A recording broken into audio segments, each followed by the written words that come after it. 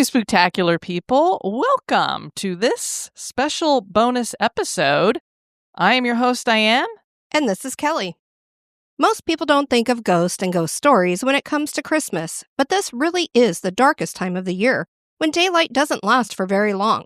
So why wouldn't spirits hang around more? And we all like to gather with family for Christmas, so it makes sense that a ghost might want to make an appearance on that night. What we have to share with you here is an episode from our fellow spooky podcaster, Rob Kirkup, host of the How Haunted podcast. Rob hails from the UK and has not only a great voice, but he's a wonderful storyteller. This episode features locations from around the world that have spirits who make an appearance only on Christmas. Please consider subscribing to his podcast so you can enjoy all of his material featuring locations across the UK, some of which Rob has investigated for himself. You can find out more about Rob at howhaunted.com.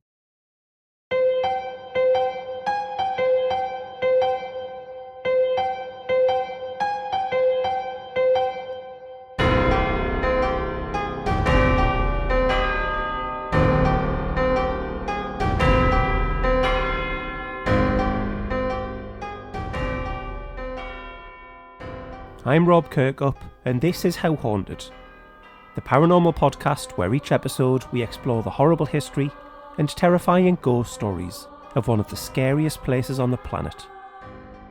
In episode 95 we enter December, and we get ever closer to Christmas, which for many is a very, very special time of year.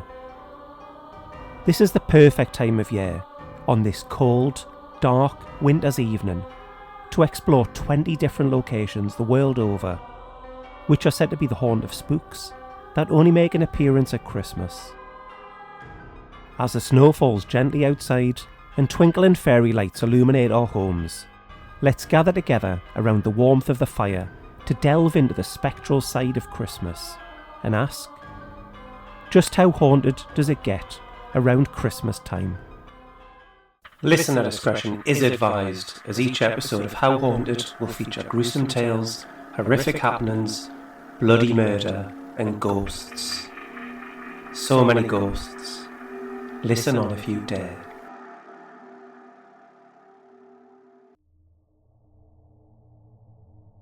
Halloween is traditionally the spookiest time of year.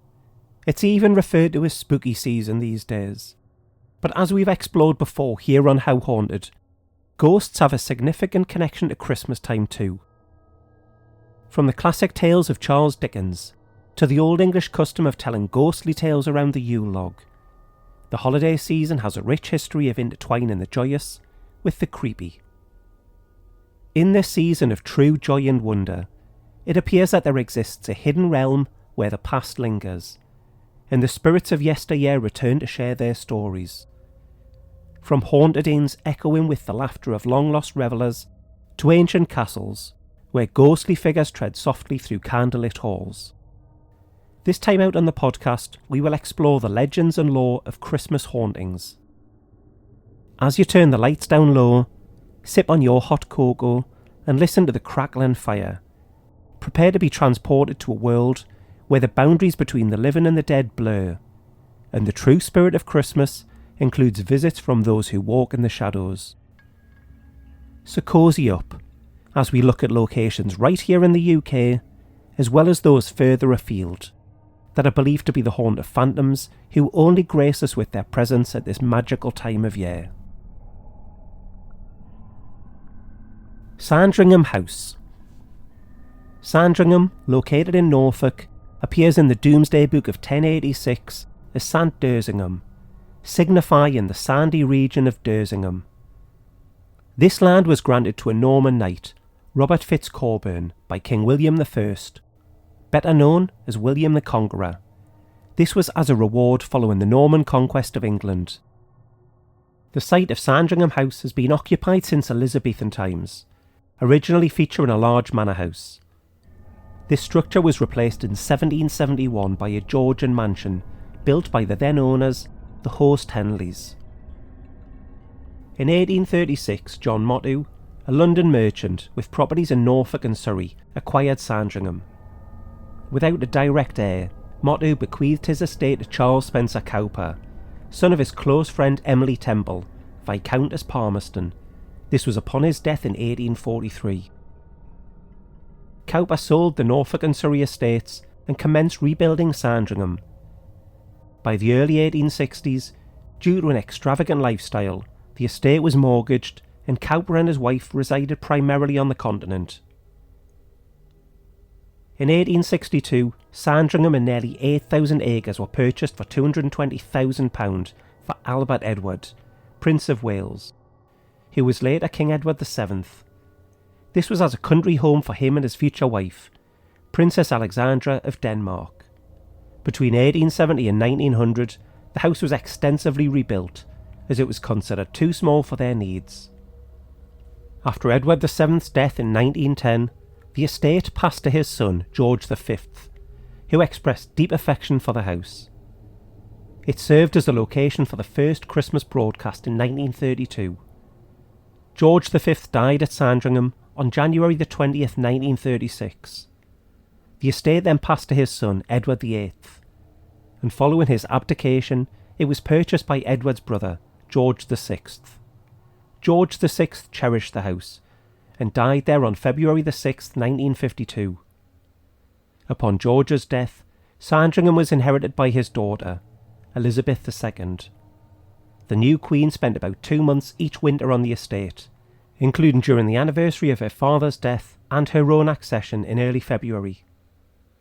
In 1957 she delivered her first televised Christmas message from Sandringham.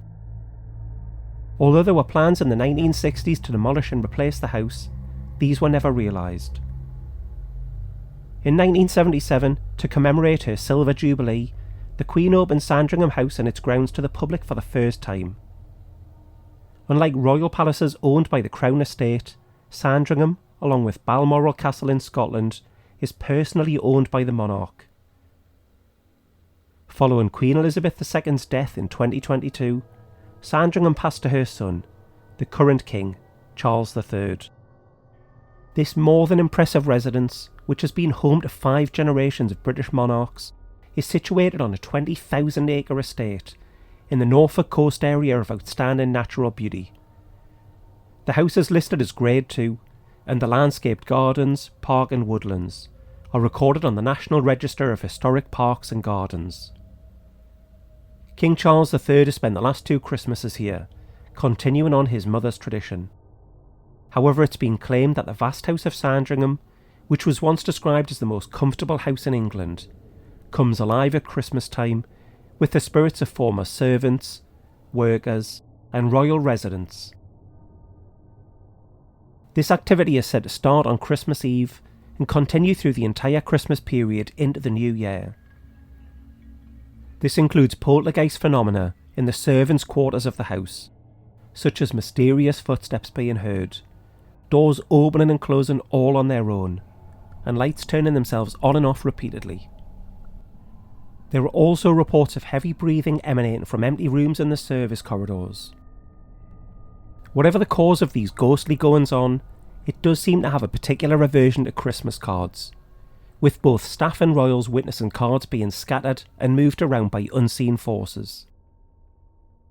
The old library is notably haunted. One servant recounted falling asleep in the library and waking to find books flying off the shelves. Disembodied voices echo through the halls, and cold breaths send shivers down the spines of the living. In 1996, a foot servant reported seeing the ghost of the Queen's favourite servant, Tony Jarrod, walking around in the cellar. The Queen is said to have believed this report so much that she had a ceremony performed at the house in 2000 in an attempt to cleanse it of these disturbances. The Daily Mirror newspaper reported in 2019 a story with the headline, "The Queen held religious service at Sandringham after staff complained it was haunted." The story continued. Kenneth Rose, a royal biographer, says the service was held in 2000 because staff didn't want to work in the room supposedly haunted by a royal ghost. Rose claims a little service was held in one of the downstairs bedrooms in the 18th century mansion, the room where the Queen's dad George VI lived exclusively during the months before his death, was said to be so haunted that staff didn't want to work in it. The service in 2000 was held by a local person and attended by the Queen Mother, and the Queen Mother's lady-in-waiting, Prue Penn. Kenneth wrote in his diary, "Some of the servants had complained that the room was haunted and did not want to work in it. The parson walked from room to room and did indeed feel some sort of restlessness in one of them." Kenneth claims that the revelation was made to him on January the 2nd, 2001, although the service took place in the summer of 2000. He continued, "The congregation of 3 took Holy Communion and special prayers were said. I think for the response of the king's soul in the room in which he died," wrote Kenneth. The parson said that the oppressive or disturbing atmosphere may have been because of Princess Diana. He had known such things before when somebody died a violent death. Sandringham, which has more than 270 rooms, is where the royal family spent Christmas, with the Queen having spent every Christmas at the Norfolk mansion since her father's death in 1952. And it's not the first time that it's been reported that Sandringham is haunted. In 2011, a courtier said, "Everybody believes there are ghosts, because so many have experienced them, including Prince Charles. There are old parts of the house where nobody wants to go or be alone." Apparently in the mid-1980s, Prince Charles was looking for some old prints with his valet, Ken Stronach, when they both suddenly felt very cold. They were convinced somebody was behind them, but nobody was there. Our shadowy source said, after crying, "Oh heck," the prince grabbed the first print and got out as quickly as he could. He was petrified. There have been lots of incidents in the library. There is an old clock in there and the hands move by themselves. There is a smaller part of the library where a servant once had a sleep, only to be woken by books flying from the shelves. In 1996, footman Sean Crosdale fled the cellar screaming after believing that he saw the Queen's favourite servant Tony Jarrett, who had died a year earlier. Buckingham Palace. We will now investigate another iconic royal residence as we step foot inside Buckingham Palace, situated in Westminster, London. Serving as the administrative hub for the British monarchy, it is Buckingham Palace that informed the world of Queen Elizabeth II's passing on September the 8th, 2022, at the age of 96. Buckingham Palace is central to state events and royal hospitality, often becoming a gathering place for the British public during moments of national celebration or mourning. Originally called Buckingham House, this grand townhouse was built in 1703 for the Duke of Buckingham. It stood on privately owned land until King George III purchased it in 1761 for Queen Charlotte, renaming it the Queen's House. In the 19th century, the structure underwent significant expansions. By the time Queen Victoria ascended to the throne in 1837, Buckingham Palace became the official London residence of the British monarch. The last major structural enhancements occurred in the late 19th and early 20th centuries, featuring the addition of the East Front with its iconic balcony from which the royal family greets the public. Today, Buckingham Palace is a majestic building, boasting 775 rooms and the largest private garden in London. However, this site wasn't always so grand. In the Middle Ages, this area formed part of the Manor of Ebury, a marshy swampland due to its proximity to the River Tyburn, which still flows today beneath the courtyard and south wing of the palace. In the late 11th century, this land was granted by King William I to Geoffrey de Mandeville, a Norman who had served as constable of the Tower of London. Geoffrey bequeathed the site to the monks of Westminster Abbey. From this point through to the 16th century, the monks occupied the land. One of these monks is said to make an appearance every Christmas at the enormous royal palace, later built on the site that he knew so well in life. Who he was, and why he returns at this time of year isn't clear, but it's believed that he was imprisoned for causing the death of a fellow monk, and he is not at peace. It's said that every Christmas day he can be seen near the rear entrance, wearing a brown cloak and rattling the chains of his incarceration. Hever Castle. The Grade 1 listed Hever Castle, located in the village of Hever in Kent, is now a historic tourist attraction. Originally built as a country house in the 13th century, it became the seat of the Boleyn family from 1462 to 1539, with Anne Boleyn being its most famous resident. Anne Boleyn, the second Queen Consort of King Henry VIII, spent her early years at Hever Castle after her father, Thomas Boleyn, inherited it in 1505. The castle passed to him upon the death of his father, Sir William Boleyn. Anyone familiar with the 6-word poem dedicated to the fate of Henry VIII's 6 wives will already know poor Anne's fate, as she was beheaded. Henry VIII, desperate to marry Anne, spent years seeking a divorce from his first wife, Catherine of Aragon. Divorce was forbidden by the Catholic Church, and by divorcing Catherine, England severed ties with the Catholic Church of Rome, forever changing British history. But after just 3 years, Henry grew tired of Anne, and capitalised on unfounded rumours to have her arrested and imprisoned in the Tower of London for high treason. Anne was charged with having sexual relationships with 5 courtiers, including the King's friend Sir Henry Norris, and Lord Rochford, who was her own brother, George Boleyn. According to the indictments, she not only slept with these men, but she also conspired with them to kill her husband, the King.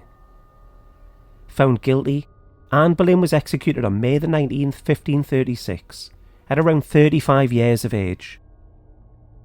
At an insult to injury, Hever Castle, the Boleyn family home, later came into the possession of King Henry VIII's 4th wife, Anne of Cleves.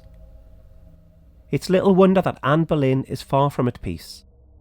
Her ghost is said to haunt many locations she knew in life, such as the Tower of London, as you can hear in episode 4 of the podcast. Every Christmas Eve, she returns to her childhood home at Hever Castle. Her spectral figure is seen gliding slowly and peacefully across the bridge over the River Eden towards her family home, where she was at her happiest. All Saints Church. The ghost that appears every Christmas Eve at All Saints Church in the village of Newtown Linford in Leicestershire is another spectre that made an appearance in episode 4 of the podcast, due to losing their life by means of execution at the Tower of London.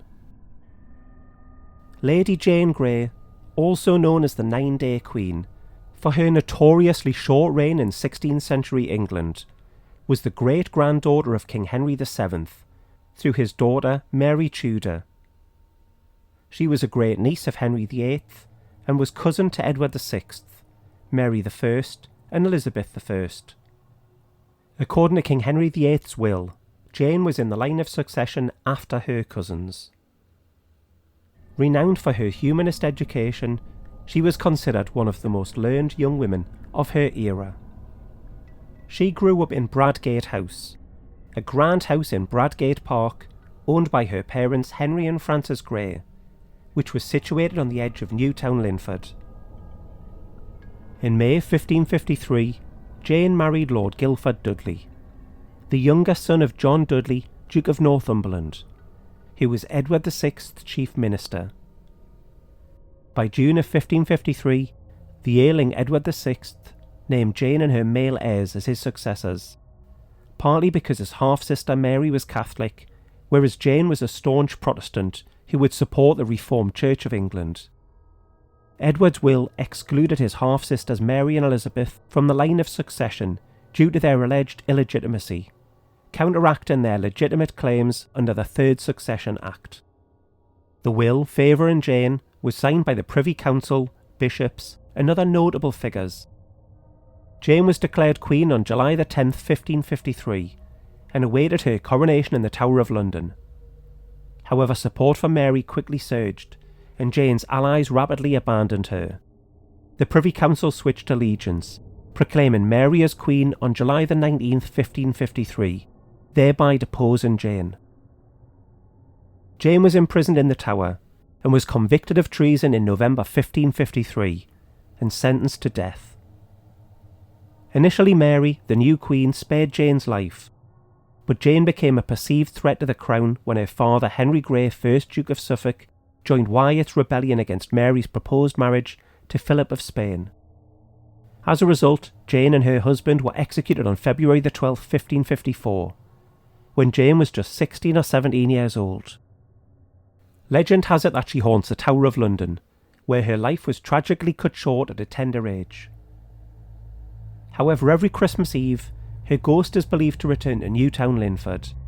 According to the tale, a ghostly horse-drawn carriage carries the unfortunate Jane, her decapitated head resting in her lap, on a journey to All Saints' Church, the church frequented by the Grey family during their lifetime.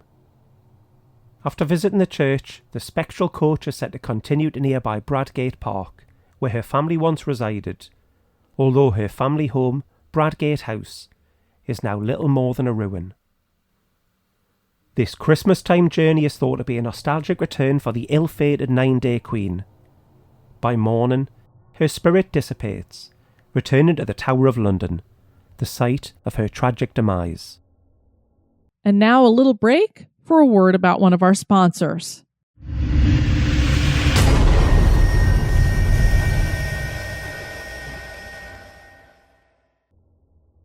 The Highwayman's Ghost, Kent.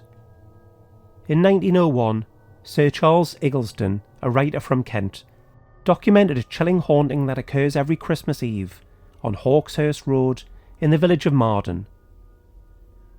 The story revolves around a notorious highwayman named Gilbert, who roamed the area in search of victims. One Christmas Eve, Gilbert intercepted a coach carrying a young woman and her father. He demanded they exit the coach. As the young woman stepped out, the horses suddenly bolted, carrying the coach and her father away. Left alone with the highwayman on the dark road, the young woman recognised him as the same man who had murdered her brother years earlier. To avenge her brother, she drew a knife she had hidden about her person and stabbed Gilbert in the side before fleeing into the bushes. When the horses were calmed and the coach returned, the men found Gilbert lying in a pool of blood. With his dying breath, he revealed that the young woman had stabbed him with a concealed dagger. He was subsequently buried by the roadside. The next day, villagers found the woman wandering aimlessly in the forest, incoherent and driven mad by the ordeal. They avoided that stretch of road for many years, considering it to be cursed. It's said that every Christmas Eve, this gruesome scene is replayed by spectral figures, for anybody unfortunate enough to be in the area at the time. The Battle of Edgehill. The Battle of Edgehill was fought on October the 23rd, 1642, near Kinnerton in Warwickshire, and it was the first major conflict of the English Civil Wars, which ran between 1642 and 1651.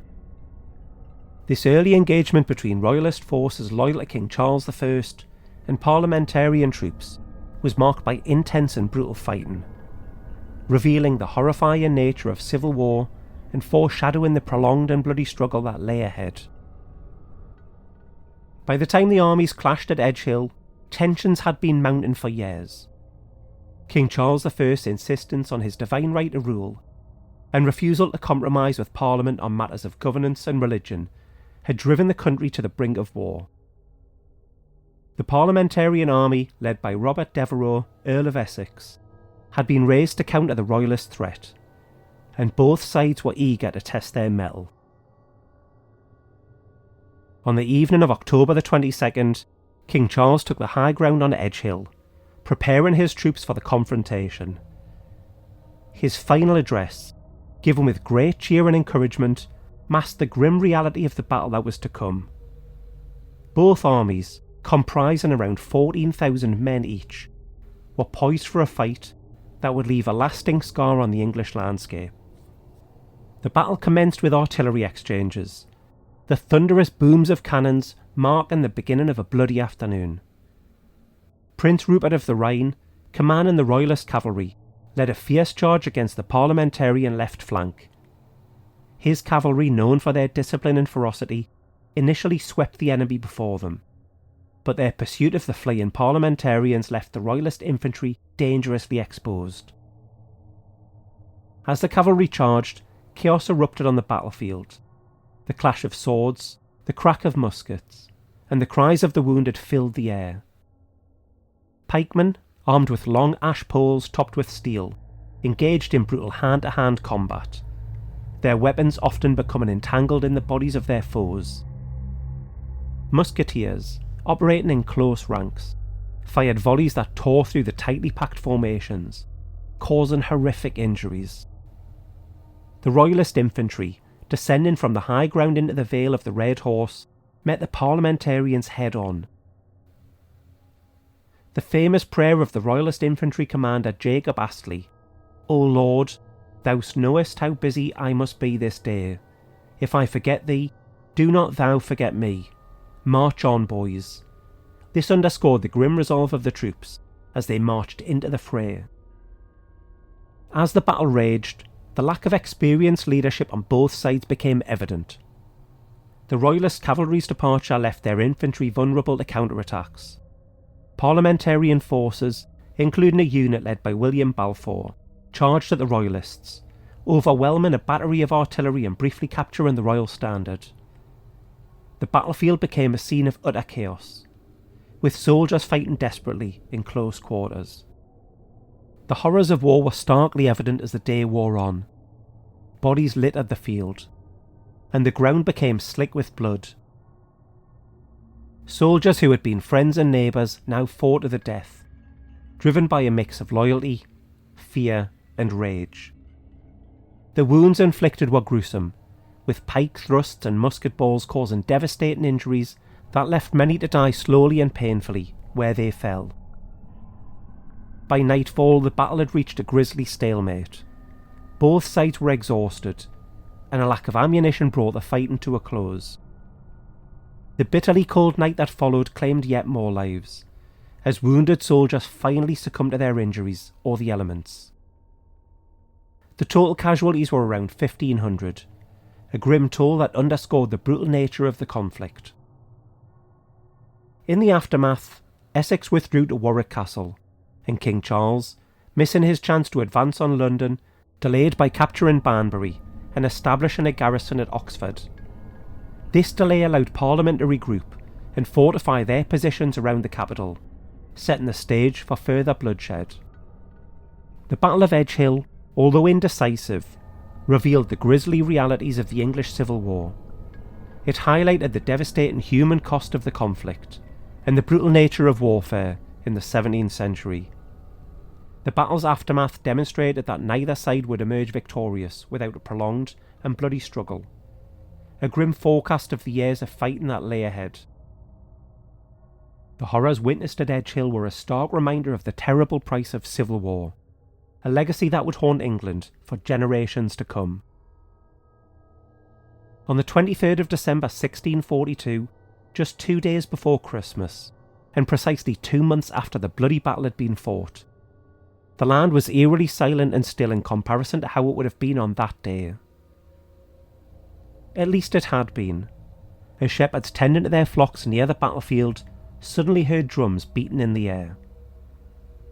They were trying to comprehend what they were hearing, when this was joined by the sound of soldiers crying out in pain and muskets being fired. When the shepherds tentatively walked in the direction of these sounds, they witnessed thousands of ghostly soldiers reenacting their battle. For centuries afterwards, this spectral reenactment has been witnessed by people living and working in the area, and it's always on the 23rd of December, bizarrely, as opposed to the actual anniversary of the battle. Those who hear, and in some cases see, this horrendous scene can describe in details the groans of death. Bramshill House. Bramshill House, located in North East Hampshire, is one of England's most significant Jacobean prodigy mansions. Constructed in the early 17th century by the 11th Baron Zouche of Harenworth, it was partially destroyed by fire shortly after completion.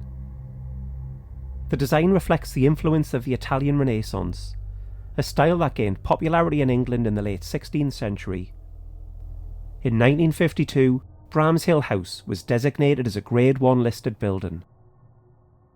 The mansion's southern facade is particularly striking, featuring intricate decorative architecture centred around a large oriel window above the main entrance. Inside, the house boasts a great hall adorned with a Jacobean screen displaying 92 coats of arms. It has an elaborate drawing room and a gallery stretching 126 feet, or 38 metres. Throughout the mansion, numerous columns add to its grandeur, and several rooms are decorated with large tapestries that depict historical figures and events on their panelled walls. Set within 262 acres of grounds, Bramshill House includes an 18-acre lake. The grounds, which received a Grade 2 listing in 1984, are part of a registered historic park featuring around 25 acres of early 17th century formal gardens near the house. The surrounding medieval park was landscaped over several centuries, from the 17th to the 20th, and it includes extensive woodland areas. Bramshill House is also known for its ghost stories, with 14 spirits said to haunt the property. So as you can imagine, there's a lot to cover when it comes to the ghosts of Bramshill House. So much so it could be an episode in itself. And it will be. Next year there will be an episode of How Haunted diving deep into the history of this great 17th century house, and you'll meet each and every one of these 14 ghosts. But this Christmas time, allow me to tell you about the most famous of all of the house's phantoms, the Mistletoe Bride. In the early 1600s, a young woman named Anne was set to wed on Christmas Day to a man called Lord Lovell. Anne was related to Sir John Cope, the owner of Bramshill House, so it was here that the wedding would take place. Following the ceremony and a celebratory feast, as was customary, the guests prepared to escort the bride to the bedchamber. Anne, however, suggested that they play a game, requesting a 5-minute head start before the guests would come and find her. Despite an extensive search, Anne was nowhere to be found.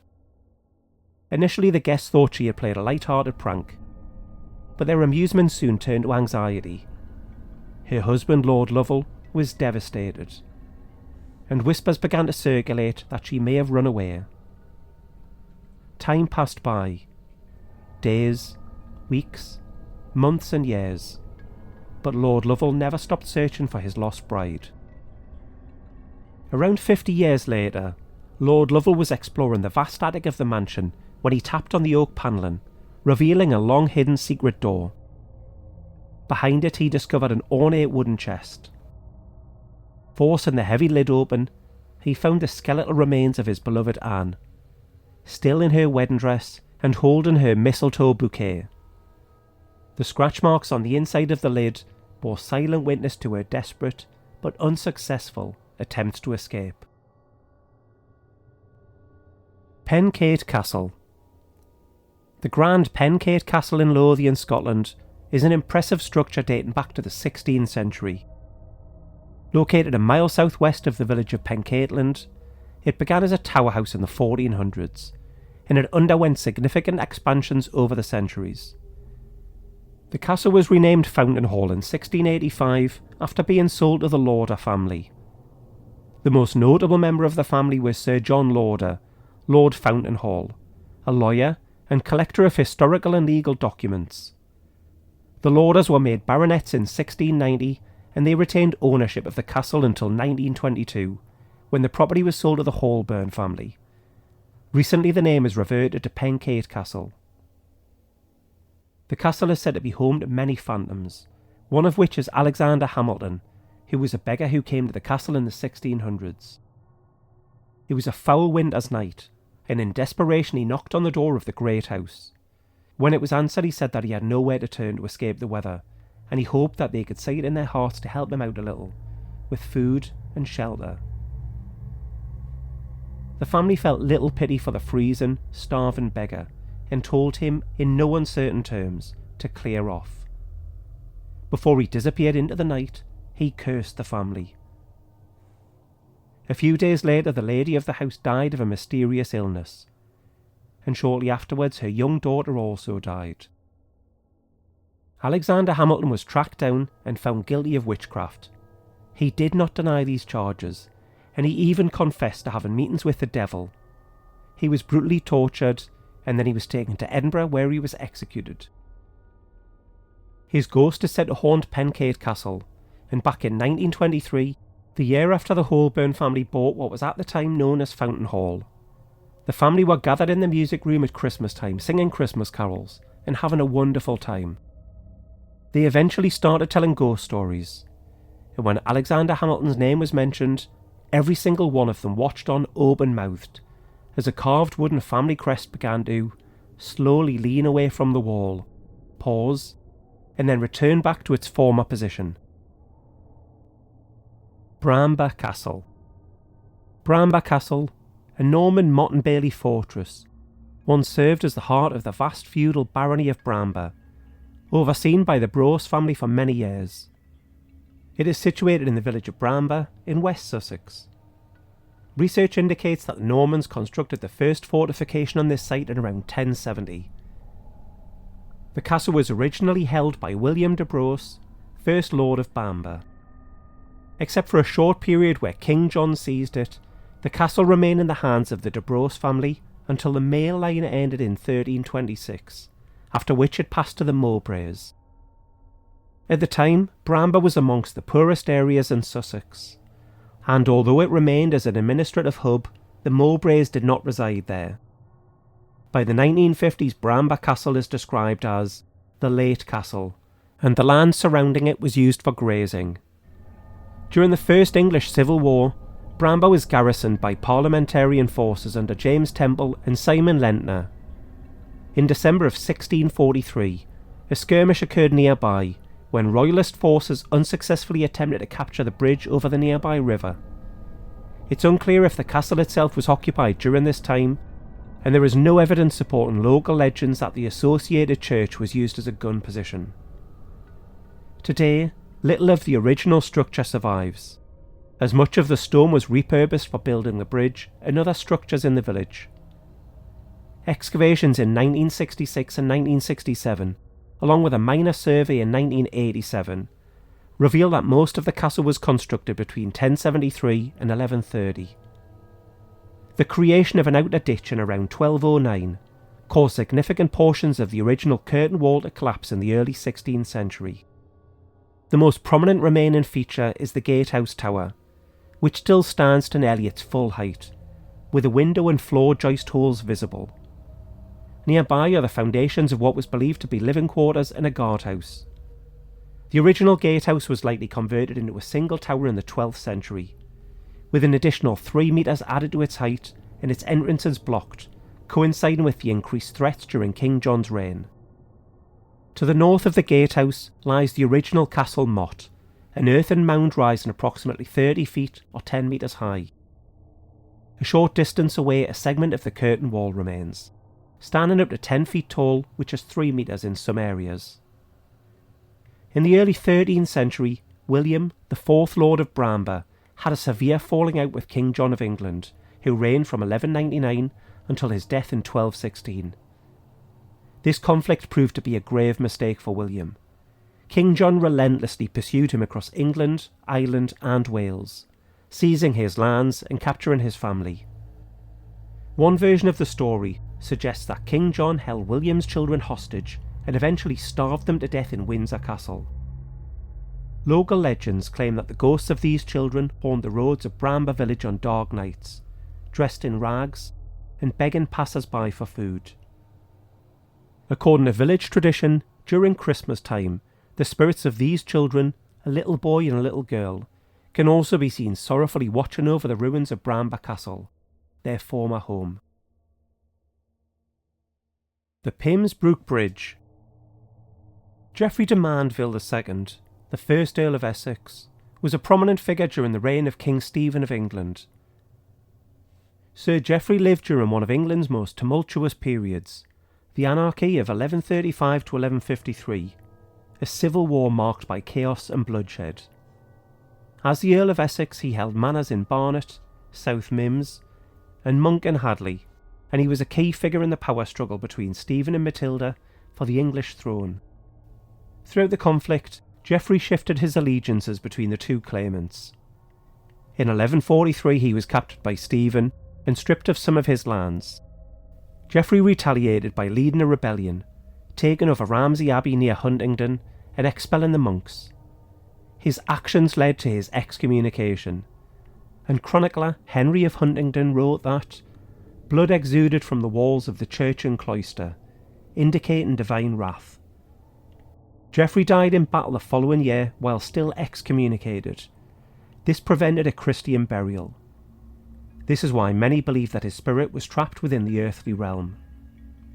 His body was taken by the Knights Templar to their London temple, where it was placed in a lead coffin and hung in a tree.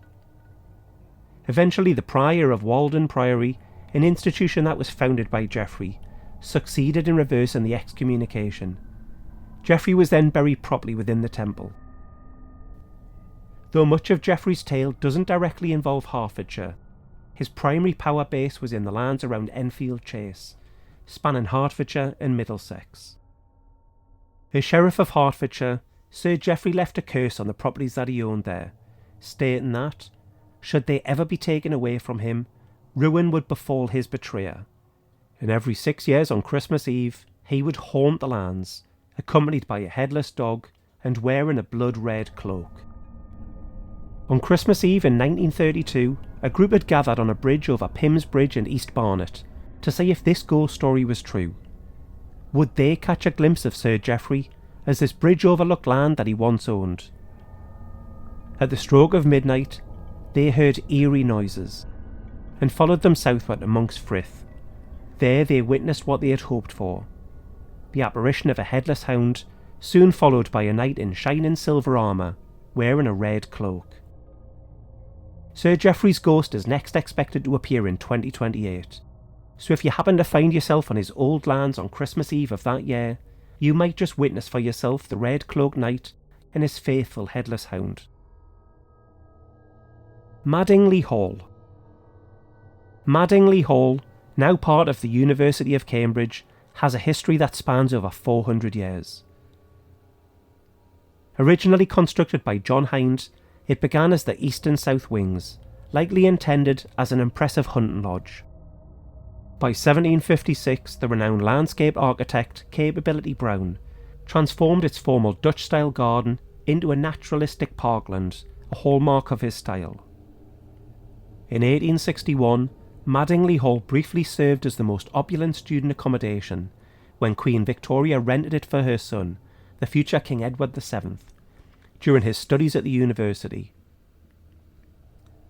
This royal residence was cut short by the unexpected death of Edward's father, Prince Albert.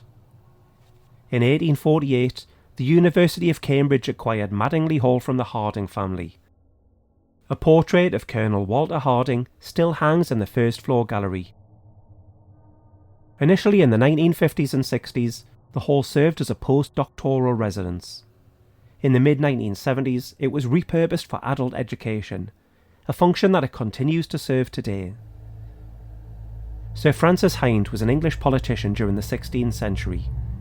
When expanding the hall, he knocked down a church in the nearby village of Histon to provide building materials. This was nearly 40 years after the death of his mother, Lady Ursula. She was a deeply religious woman, turning in her grave at the destruction of the church, finding it impossible to rest anymore. Ever since, she has been reported to haunt Madingley Hall. Her restless spectre seen wandering the empty corridors after dark, shaking her head and wringing her hands in displeasure at what befell the church.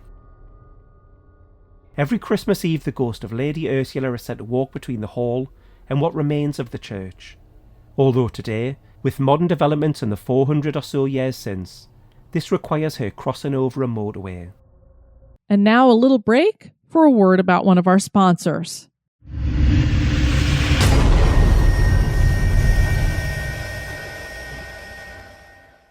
Hanging Flat Mine. Hanging Flat Mine is a small lead and fluorospar mine in Derbyshire's White Peak region. For the majority of its existence, the mine didn't have a name. That was before receiving its current name, which began as a nickname. In the late 1800s, Samuel Needham and his brother lived close by in Hanging Flat House. They worked the mine for lead. During the 1950s and early 60s, the mine was worked for fluorospar before closing. In 1967 it reopened, and it was subsequently worked through until the 70s, when it closed once again. In the 80s it was bought and reopened. It was worked with little success, and then it closed for a final time around 1987. It's sat empty and unused ever since, although in 1992 the entrance section of the mine was used to film a scene for popular ITV soap, A Peak Practice. This was for an episode called Light at the End of the Tunnel. There are enormous polystyrene boulders scattered throughout the mine today, left over from filming 32 years ago. In the 19th century, miners at Hanging Flat Mine held a unique Christmas tradition, rooted in superstition. They would leave half a candle burning for the old man of the mine, believed to be the spirit of a deceased miner who appeared in the mine with a candle. This ghostly figure was said to guide miners to hidden veins of rich ore, promising a prosperous year ahead. Thus the old man of the Hanging Flat Mine came to symbolise Christmas charity and good fortune. The Betsy Jane. The Solway Firth is an inlet on the west coast of Great Britain, forming part of the border between England and Scotland. The Firth, which is a Scottish term for inlets of the sea, divides Cumbria from Dumfries and Galloway. According to folklorist Gerald Findler, the English side of the Firth became the final resting place of the Betsy Jane, a slave ship that tragically sank on Christmas Eve while attempting to reach the harbour. The ship's captain, known for his cruelty and self-interest, had recently profited greatly from trafficking slaves. Ignoring all caution, he navigated recklessly across the inlet. The church bells rang out loudly that Christmas Eve, drowning out the desperate cries of the doomed men as the ship smashed into the rocks.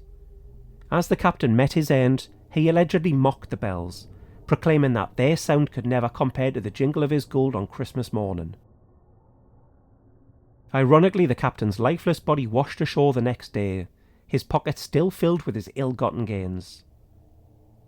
Today, local law claims that the ghostly image of the Betsy Jane reappears every Christmas, doomed to eternally reenact its final, fatal voyage. The Church of St John, Northamptonshire. Our next Christmas ghost story takes us to the Church of St John the Baptist in the village of Boughton, West Northamptonshire. Intriguingly, Boughton has two churches dedicated to St John. The existing Grade 2 listed parish church, located on the east side of Church Street, once served as a chantry chapel for Boughton Hall, dedicated to St Thomas the Martyr. The church's tower dates from around 1400, but much of the building results from 19th century renovations. The other church in the village, now in ruins, dates from the 14th century and stands north of the junction of Moulton Lane and Boughton Road on the village's outskirts. It was already in ruin by the early 18th century, and its tower and spire collapsed in around 1784. Our Christmas story here unfolds in these ruins.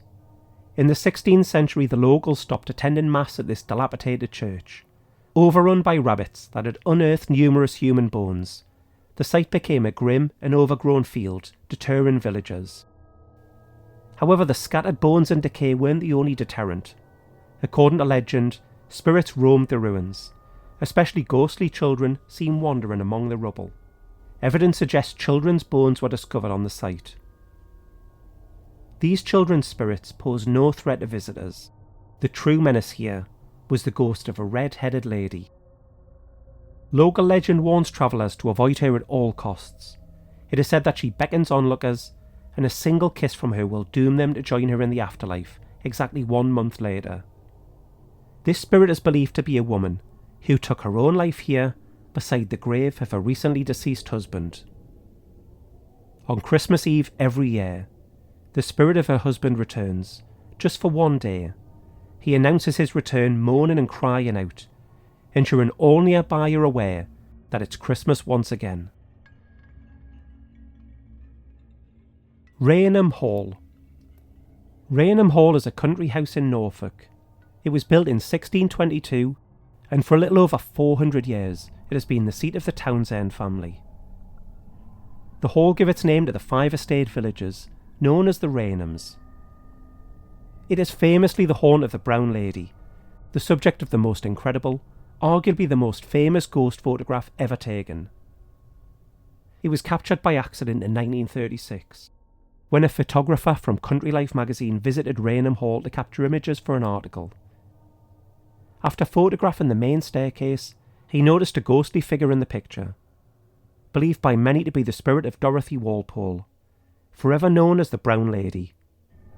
You can see this iconic photograph over on the Instagram right now at How Haunted Pod. But who was Dorothy Walpole in life? In the 18th century, Dorothy wed Charles Townshend, and they initially enjoyed a happy life living at Rainham Hall. However, Charles became consumed by jealousy, suspecting Dorothy of infidelity.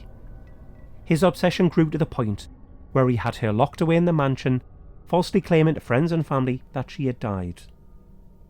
Confined to the halls of Rainham Hall, Dorothy never left the mansion and eventually died there. Since her death, numerous sightings of a woman in a shabby brown dress have been reported, with some encounters described as terrifying. One visitor, unaware of the legend, approached a woman in the hall, only to see a glowing face with empty sockets where her eye should be. One Christmas, almost 2 centuries ago, the Brown Lady made an appearance which caused 2 men to receive the fright of their lives.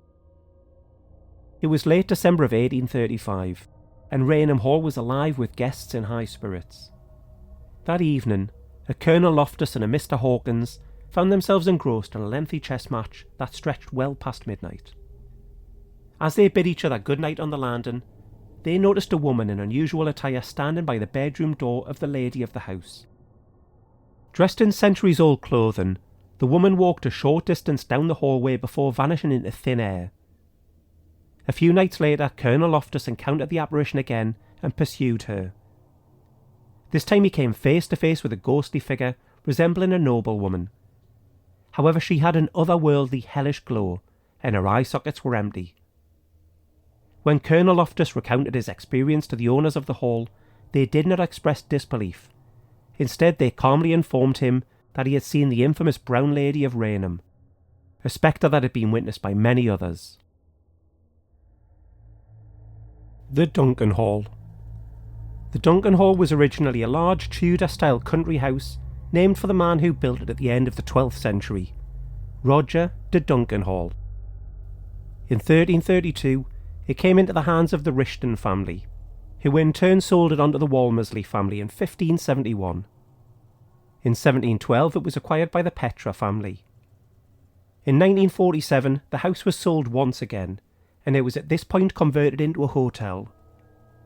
Today, the Grade 2 listed building remains in use as a hotel, and it's owned by the Mercure hotel chain. The ghost story here dates from the time of the building being owned and occupied by the Petra family. A young French girl in the service of the Petras was Lucette. One Christmas she met a charismatic young officer who came to the house.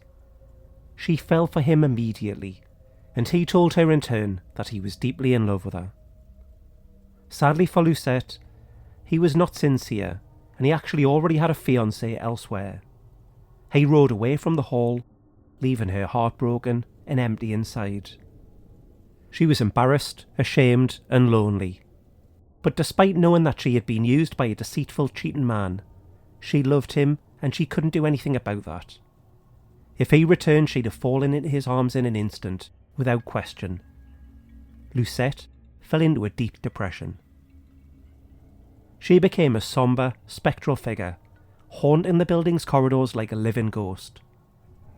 One stormy night, overwhelmed by the anguish of her broken heart, Lucette took her own life. Her body was found drowned in the swift currents of the nearby river, with only the bridge from which she leapt as the silent witness to her solitary suicide.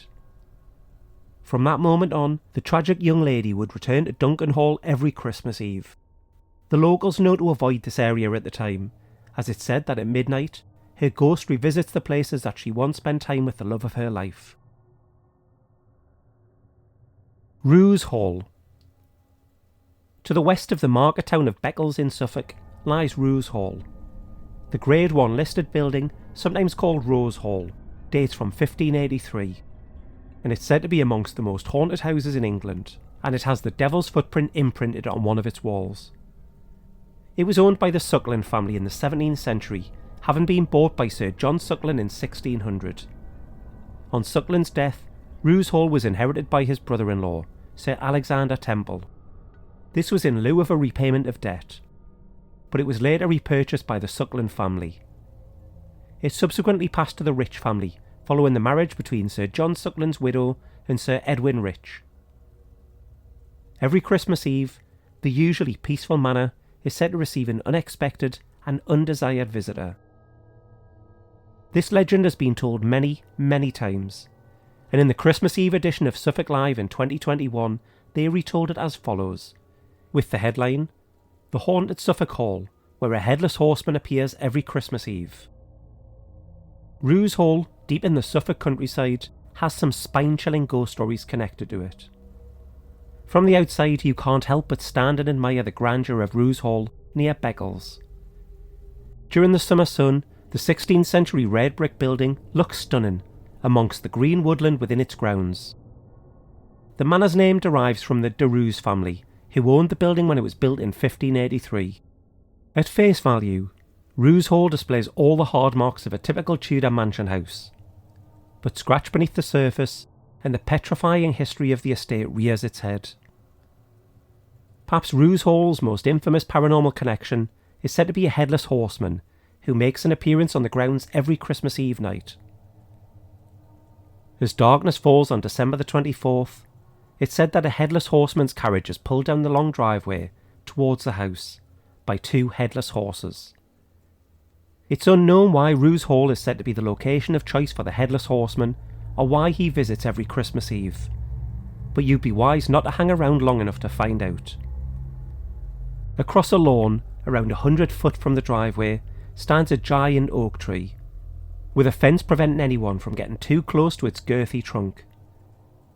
The reason for the tree's fencing off is because of its local historical significance, which leads me to Roos Hall's next petrifying tale. Many centuries ago, before the tree was planted, stood a gibbet in its place. A gibbet was once a form of public execution, which involved the unfortunate person being locked in a metal cage and left to die from exposure to the elements. The gibbet on the grounds of Roos Hall facilitated the deaths of hundreds of local criminals, and was eventually replaced by the oak tree, which served the same purpose but by way of hanging. It's said that on occasion, a lady dressed in white can be seen at the spot where she died, walking around the tree 6 times in an attempt to summon the devil. Away from the tree and towards the building itself, visitors have reported being startled by the face of a young pale girl waving from one of the first floor windows. With the house being more than 400 years old and having been occupied by several different families since its construction, it's impossible to say who the girl may be, but she's just one of the spooky goings-on at this intriguing old manor. Roos Hall isn't open to the public, but considering some of the sinister goings-on in its grounds, maybe that's just as well. Vavel Royal Castle. The final 3 locations we're going to visit in this special episode are going to take us overseas, and our first stop is in Poland, where we will step back in time by exploring Vavel Royal Castle. Perched on Vavel Hill by the Vistula River in Krakow, the Vavel Royal Castle stands as Poland's most significant historical and cultural landmark. Initially commissioned by King Casimir III the Great, this fortified residence has evolved over centuries into a complex of buildings arranged around an Italian-style courtyard, showcasing nearly every European architectural style from the medieval, Renaissance and Baroque periods. The castle complex, rising 228 metres or 748 feet above sea level, is stood on a limestone hill. It includes numerous structures of immense historical and national significance. Among them is the Vavel Cathedral, which is the coronation and burial site of Polish monarchs. Some of the oldest stone structures on Vavel Hill date back to around 970, featuring early examples of Romanesque and Gothic architecture in Poland. The existing castle, constructed in the 14th century, underwent extensive expansion in the following centuries. In 1978, Vavel was designated as part of the first World Heritage Site within the historic centre of Krakow. For many centuries, Vavel Castle served as the residence of Polish kings and a symbol of national identity. Today it operates as one of Poland's leading art museums, established in 1930. The museum boasts 10 curatorial departments managing diverse collections, including significant Italian Renaissance paintings, prints, sculptures, textiles, goldsmith works, arms and armour. Its Oriental art collection, featuring the largest array of Ottoman tents in Europe, further enhances its prestige. Additionally, the museum houses several specialised conservation studios, playing a vital role in art preservation. Last year, in 2023, Wawel Castle attracted over 2.5 million visitors, making it Poland's most popular art museum and the 20th most visited globally. Our Christmastime tale here isn't actually within the castle itself. Rather, it's within the hill upon which the castle was built all those centuries ago. Within Wawel Hill is a deep dark cave called Smoksa Jama, which translates to Dragon's Den. According to legend, this cave was once home to a fearsome dragon that terrorised the local people until Prince Krak heroically defeated it, bringing peace to the land. To commemorate the victory, a statue of the slain dragon now resides within the cave. Venture further into the cave still, and you'll discover another chamber. It's within this secret chamber that on every Christmas Eve, the long-departed kings of Poland are said to gather for a ghostly council. The Crescent Hotel. We now head over to the USA and check into, potentially, the most haunted hotel in all of America. Arkansas is renowned for its hot springs, attracting tourists who seek their reputed healing benefits, and numerous hotels and agencies promoting these properties. Among these, the Crescent Hotel and Spa, perched atop the Ozark Mountains overlooking Eureka Springs, was unveiled in 1886 as a luxurious retreat for the affluent to enjoy the state's therapeutic springs. Despite its grand opening, the Crescent Hotel soon faced financial difficulties and closed its doors. Over the years, the building hosted various ventures, with many claiming it to be haunted. Today, the Eureka Springs Crescent Hotel welcomes guests eager for a paranormal adventure, offering reservations for those intrigued by its ghostly reputation. The building's first tragedy occurred during its construction when a stonemason, known only as Michael, suffered a fatal fall. His ghost is still said to haunt the room where he died. The hotel's inauguration, marked by a lavish gala for the elite, was not overshadowed by poor Michael's accident. However, financial troubles soon followed, leading to the hotel's closure, and for some to believe that the hotel is cursed. From 1903 to 1924, the Crescent College and Conservatory for Young Women occupied the building. This era saw another tragedy, when a student fell to her death from a window. Subsequent building endeavours also failed to succeed in the building. The hotel's haunted legacy was cemented by Norman Baker, who bought the property in 1937 to open a hospital and health spa for cancer patients. Lacking any medical training whatsoever, Baker attracted patients with promises of miracle cures that he advertised on the radio. His concoction, which was a mixture of watermelon seeds, corn silk and clover, was ineffective and harmful. Baker's so-called treatments involved drilling holes in patients' skulls and injecting his elixir, leading to immense suffering. He was eventually arrested for mail fraud and served 4 years in prison, but the hotel's dark history continued to haunt visitors. After the hospital closed, the building languished in neglect, narrowly escaping destruction by fire in the 1950s. In 1997, Marty and Elise Ronick purchased and renovated the property, reopening it as a hotel. Recognised by the National Trust for Historic Preservation as one of America's dozen distinctive destinations, the Crescent Hotel has embraced its eerie reputation to attract tourists. Guests can participate in year-round haunted tours, ghost stories, and special events, especially during Halloween. These tours include visits to the room that Baker used as a morgue and autopsy room. Every year, over 3,000 visitors come, drawn by the hotel's mysteries. The hotel's sinister past resurfaced in 2019 when over 400 glass bottles containing human tissues and tumours were discovered in the backyard, rekindling the interest in its dark history. The Crescent Hotel is considered the most haunted hotel in the United States, with numerous reports of paranormal activity, including sightings of doctors, nurses, patients, and even pets. Room 218, where the stonemason fell to his death, is particularly notorious. Paranormal investigators frequently visit the hotel, attributing its ghostly phenomena to its foundations. It's built on an 18-inch thick layer of limestone, and it's believed that this stone emits electromagnetic and psychic energies, fueling the hotel's haunted atmosphere. The spirits at the Crescent are particularly active during the holiday season, as they would call it over there in the States. The ghosts in the crystal dining room have a penchant for moving objects.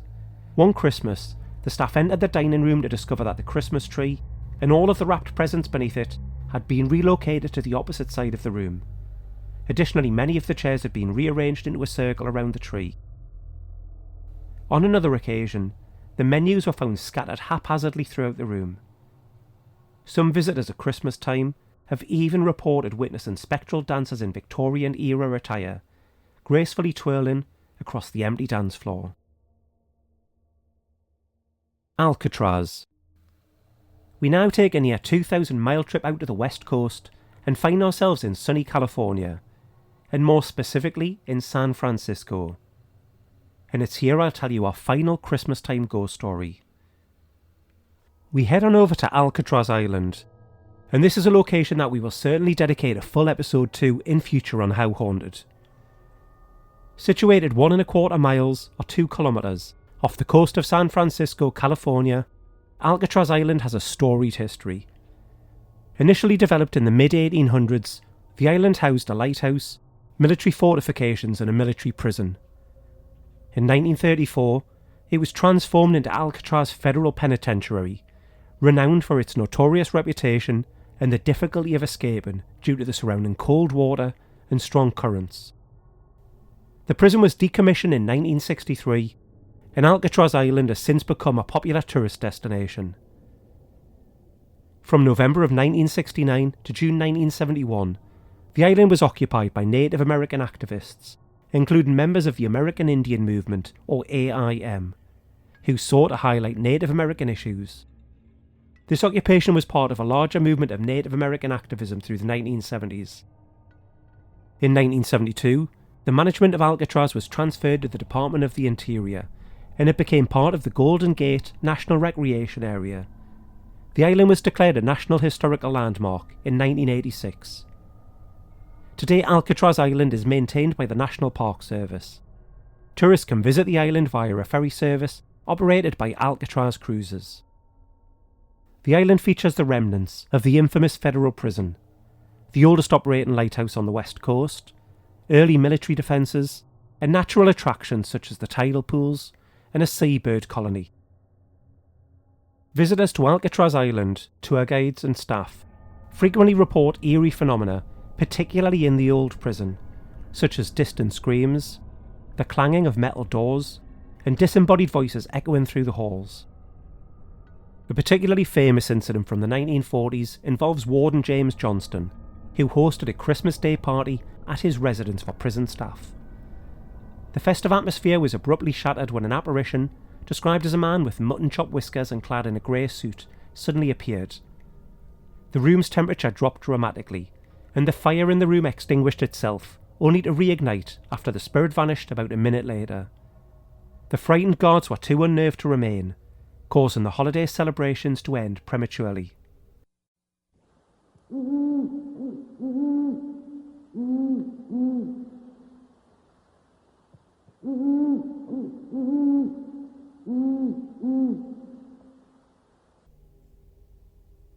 You can follow How Haunted on Twitter at @HowHauntedPod, or over on Instagram at HowHauntedPod, where you will see photographs galore relating to all of the locations we've covered this episode, which are the haunt of Christmastime phantoms.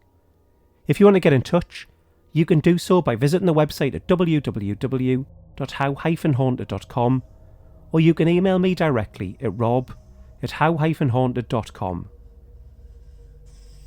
If you'd like to support the show, you could sign up to one of 3 Patreon tiers. They start at as little as £1.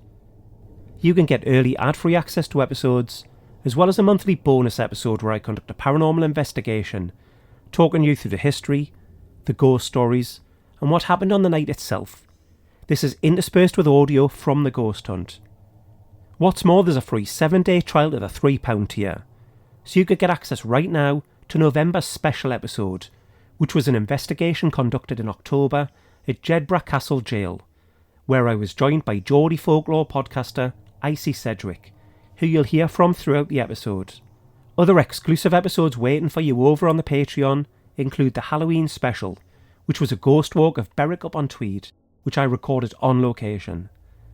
Then there's also the Dean Court Hotel, Kielder Castle, the Lytton Phil, Preston Tower, Gray's Court, Middlethorpe Hall Hotel, the Edinburgh Dungeon, York Guildhall, Mary King's Close, and the 48 hours I spent in the company of a haunted doll. You can also get yourself some exclusive How Haunted merch, including a mug and a t-shirt. Find out more at patreon.com/howhauntedpod. If you'd like to support the show, but you aren't a fan of Patreon, why not donate a couple of pounds to help with the admin side of the podcast? Or perhaps even buy me a coffee as a Christmas gift. You can do this at buymeacoffee.com/howhauntedpod. All the information and links are in the podcast episode description. Next time out, we continue our Christmas-themed episodes as we get ever closer to that special day. Last year, the big Christmas special contained stories from listeners just like you, and everybody seemed to love it, although one story in particular, the wardrobe story, appeared to give some a few sleepless nights. So this year we're continuing the tradition with more real-life ghost stories from listeners. Not only that, but there'll be some other podcasters popping up to tell us of their terrifying paranormal encounters. Next week, join me for the 3rd annual Nightmare Before Christmas special. Thank you so much for accompanying me for our paranormal adventures once again. Stay safe, and join me next time, when we will once again ask the question, how haunted?